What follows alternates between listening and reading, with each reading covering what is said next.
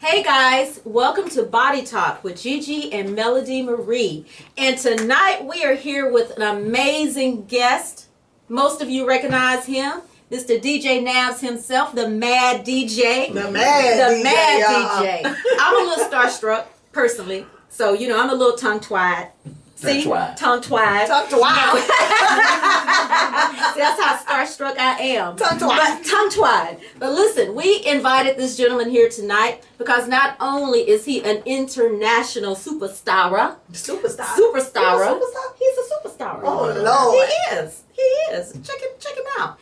But he is a fitness buff. He is. He is a fitness buff, just like us. I was so shocked when I started seeing that Nabs was into fitness. He is into fitness. I know, right? Like, you can't just like waltz up in here and like, you know, hang out with us unless you got some fitness chops. Well, that energy y'all got. Yeah, because, you know, I didn't know him to be a fitness, person. Then I started, seeing him on social media, and I said, what? You're doing fitness? Yes. What? Exactly. But what I didn't realize is that now his thing is, and I'm going to let you, I tell you what, why don't you tell our viewers and listeners out there, tell us a little bit about what I'm alluding to with your fitness experience. My fitness experience. Yes. Well, I have to go back to... And that's what we want you to do, because we're about true stories here. And sure. because we didn't I didn't wake up like this. Right. None of us did. I woke up like this. She woke up all cute and beautiful. No, I work hard. But we all have a story. Yeah. We all started like, I didn't wake up like a pro figure, you know, pro champion. Like, I was overweight majority of my life. So we all have a story. So what is your story? My story is, as you know, I've had all these years DJing. Okay. You know? So that means nightclub after nightclub after Yeah. nightclub. Okay.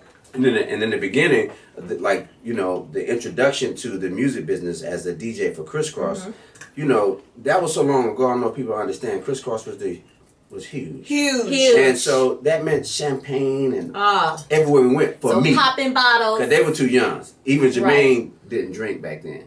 But I did, you know, I was like, man, this is the life. You was turning up? I was turning up before they called it. Yeah, that's turning They up. call it back then. I don't know what they call it. I mean, they have names for everything. I'll have to curse to give it the proper.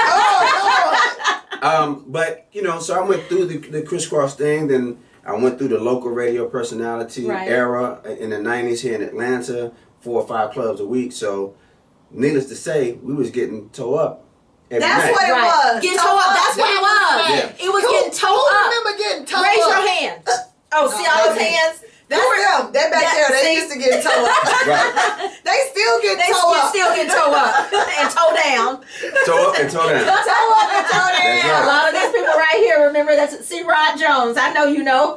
Right. So you were getting towed up back then. I mean, that was just the way, you know, that went along with it. I didn't have to pay for drinks. I'm doing 4 or 5. So eventually it just caught up with me, and I just started having really tough nights and nights I didn't remember. And so for me, it was getting sober. Did you just say nights you didn't remember?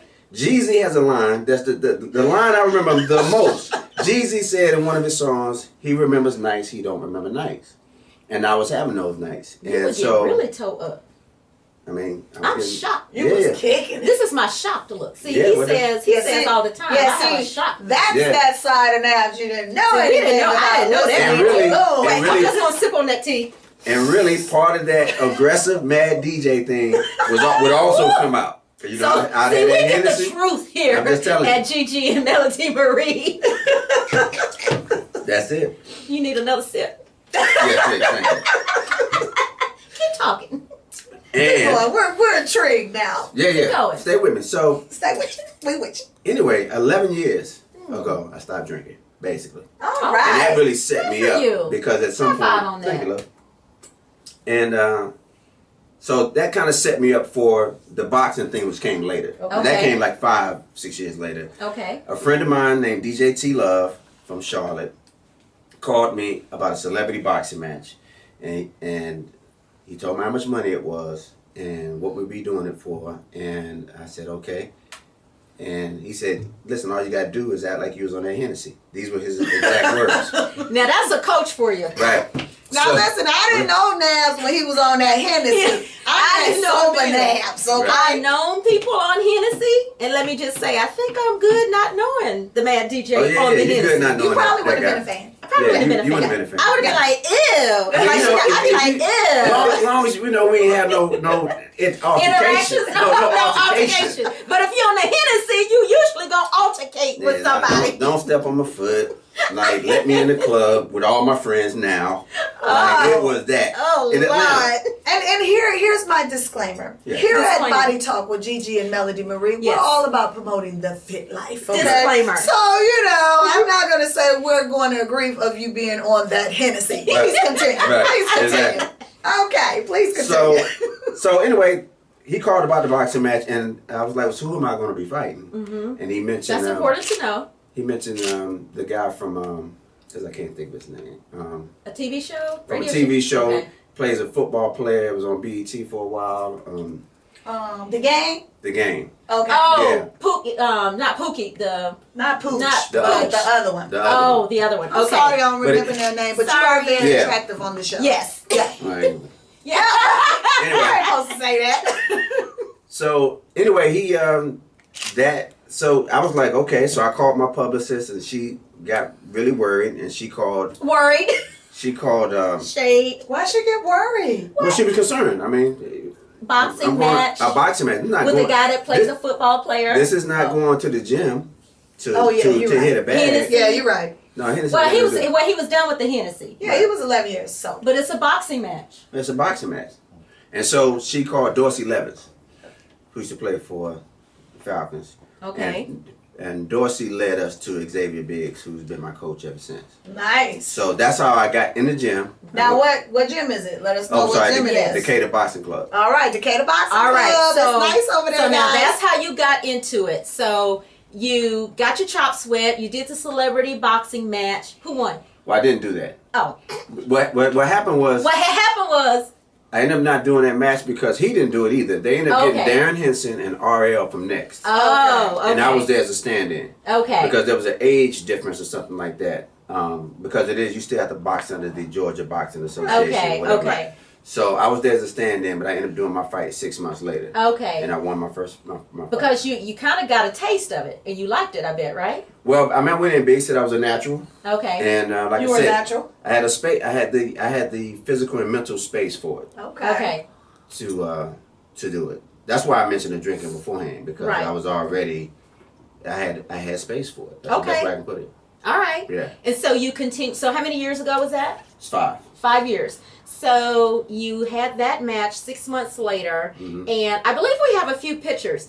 How many matches have you had, like actually in the ring as 3. an amateur? 3. Wow. Well, I want to see that picture. Can our engineers put up the pictures of Nabs in the ring? So I was pretty impressed with that. Melody and I actually went up to the Decatur Boxing Club, where DJ Nabs actually has classes 3 days a week. Right. He has boxing training classes 3 days a week, and he finishes up with ab training, and he was out. And we fit girls. What's the name of your class for the people and the listeners? Jabs and Abs with Nabs. Jabs and Abs with Nabs. Now, it was a lot of fun. Featuring Bad Pass. Bad Pass. We didn't get a chance to meet Bad Pass. Right. Xavier Bad Pass. But he incorporates music into it. And that's one of the key things we're going to be talking about today. Exactly. Is how fitness and music correlates with each other. Fitness, which is why it's important to have him here tonight, right? Because there's such a connection, yes, psychologically and physically with music, right? Sure. Absolutely, and we all know that, right? We wonder if you guys know that. Did you guys know that? And if you don't know it, we're going to tell you about it. We're going to give you the keys. Yes, absolutely. I got the keys. keys. So let's dive right into it. That's what we're talking about tonight is fitness and music, the power of music and how it affects fitness. You know, I don't know about you guys, but when I work out, if I've got the right type of music, I just feel like I can push more through, you know, my workout. I feel like, you know, if I'm out there on the streets, I like to get out there and run and go to Piedmont Park and do circuits. When I've got the right music, man, I'm like in this zone. And even like when we were boxing with you the other day, you know, the music was going and I said, "Ooh, that's my jam." Mm-hmm. And She's like, "That's my jam." And let me tell y'all, we went around the ring about 100 times doing 130 side times. shuffles. My calves hurt too, by the way. My calves still hurt. But because the music was right and the tempo was right and the beat was up, I just kept flowing through it. Well, music makes you want to move. Right. And think about it. Music has been around since literally the age of man, since the beginning of time. Whether it's been age like tribal dance, for warrior preparation, or for like in the community, you know, in the camps, like for a wedding celebration. Everything. Music has been a part of mankind since the very beginning. Absolutely. Whether you were happy, whether you were sad, whether you were ready to beat somebody up, going to war, whatever the reason was. Our ancestors used music. Right. So it makes you want to move. Exactly. It makes you, and so the other day when we went to see Nabs at his boxing, I wanted to just be like, Calgon, take me away. But I didn't. Because he had all this awesome hot music. Y'all look like y'all were fine at the end of this. Oh, exaggerating. Oh, goodness. No. That's because we like being cute. And we don't quit. That's We don't because quit. we're in shape, but we're not shape. used to doing that type of fitness, you know. So when you switch it up on your body, Right. you know, it tends to, you know, Right. shock you a little And bit. that's another thing about music. It makes you emotional. So going through what we were doing and listening to that music, it made us happy. Right. So it made us feel good. Sure. Oh, we were like tired.